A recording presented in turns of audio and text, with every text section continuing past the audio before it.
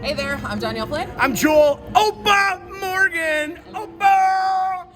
We are out for City of the Week in Detroit, and of course, as Joel referenced, we are where, Joel? In Greektown! Yeah, Greektown was actually established back in the 1830s, but it wasn't by the Greeks. It was by the Germans.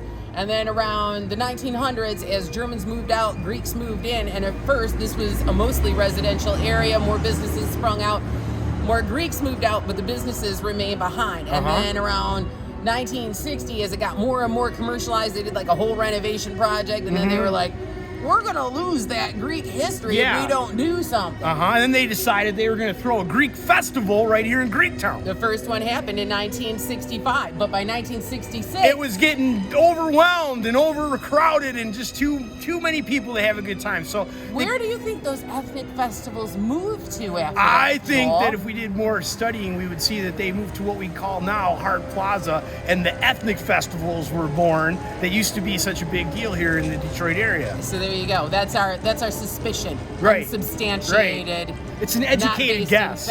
Now, we were passing by. We stopped right here because Joel was checking out the wall of pictures. Yes. In front of, where the heck are we? The Old Parthenon. Parthenon. It's one of the original Greektown restaurants that have maintained their identity here in Greektown. Right?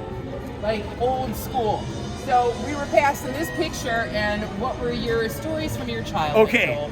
My family used to visit Greektown on occasion, and we'd come down here in the summertime on a summer evening and have a great Greek-themed meal.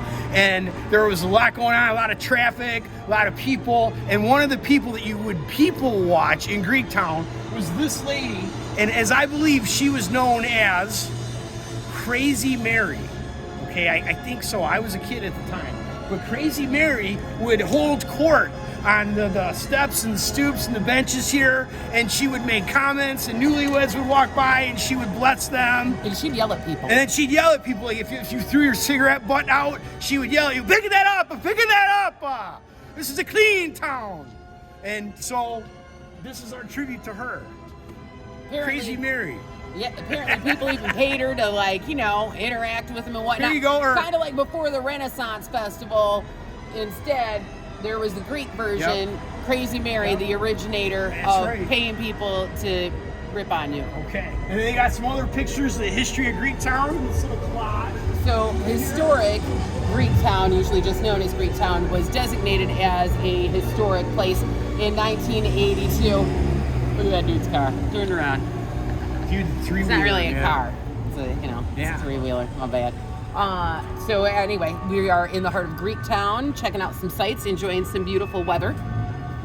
It is. Spring is springing in the Motor City, in Greektown in particular. And the D's the D, baby. It always will be, not the B, the D, to the D. We gotta go. City of the Week. 94.7 WCSX.